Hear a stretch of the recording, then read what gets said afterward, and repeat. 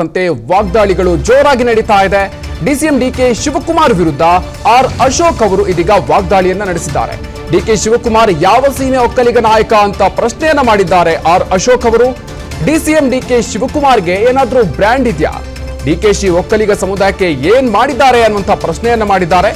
ಜಾತಿ ಗಣತಿಯಲ್ಲಿ ಒಕ್ಕಲಿಗ ಸಮುದಾಯಕ್ಕೆ 6ನೇ ಸ್ಥಾನ. ಒಕ್ಕಲಿಗ ಲೀಡರ್ ಆಗಿದ್ರೆ ರಾಜೀನಾಮೆಯನ್ನ ನೀಡಬೇಕಾಗಿತ್ತು ಅಂತ ಹೇಳಿದ್ದಾರೆ. ಸಚಿವ ಸ್ಥಾನಕ್ಕೆ ಡಿಕೆ ಶಿವಕುಮಾರ್ ಅವರು ರಾಜೀನಾಮೆ ಕೊಡಬೇಕಾಗಿತ್ತು. ಆಗ ಬಾಯಿ ಮುಚ್ಚಿಕೊಂಡಿದ್ದು ಈಗ ಮಾತಾಡ್ತಾ ಇದ್ದಾರೆ. ಈಗ ತಾವು ಒಕ್ಕಲಿಗ ಲೀಡರ್ ಅಂದ್ರೆ ಯಾರು ನಂಬ್ತಾರೆ ಅಂತ ಬೆಂಗಳೂರಿನಲ್ಲಿ ವಿಪಕ್ಷ ನಾಯಕ ಆರ್ ಅಶೋಕ್ ವಾಗ್ದಾಳಿಯನ್ನ ನಡೆಸಿದ್ದಾರೆ. ಡಿಕೆ ಶಿವಕುಮಾರ್ ವಿರುದ್ಧ ಇದೀಗ ಆರ್ ಅಶೋಕ್ ಅವರು ಒಕ್ಕಲಿಗ ನಾಯಕ ವಿಚಾರಕ್ಕೆ ಸಂಬಂಧಪಟ್ಟಂತೆ ವಾಗ್ದಾಳಿಯನ್ನ ನಡೆಸಿರೋದು.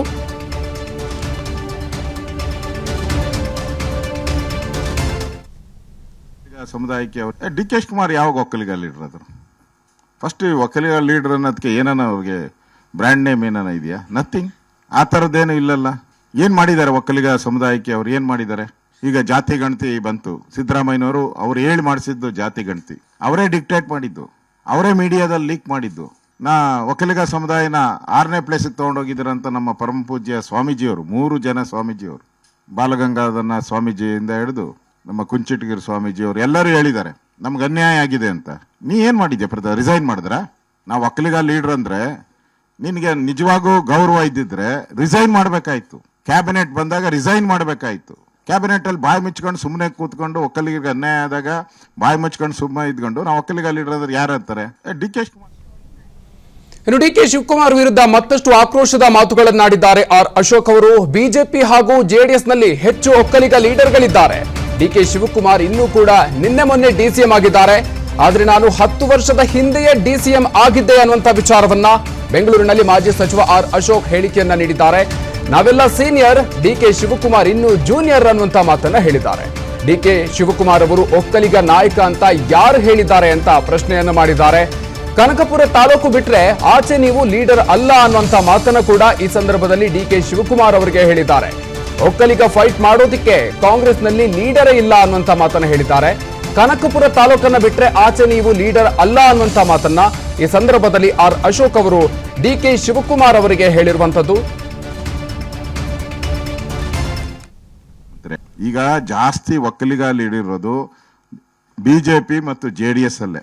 ಇಡೀ ಕರ್ನಾಟಕದ ಹಳೆ ಮೈಸೂರು ಎಲ್ಲ ಭಾಗದಲ್ಲೂ ಲೆಕ್ಕ ಹಾಕಿದ್ರೆ ಹೈಯೆಸ್ಟ್ ಇರೋವಂಥದ್ದು ಒಕ್ಕಲಿಗ ಲೀಡರು ಬಿಜೆಪಿ ಮತ್ತು ಜೆಡಿಎಸ್.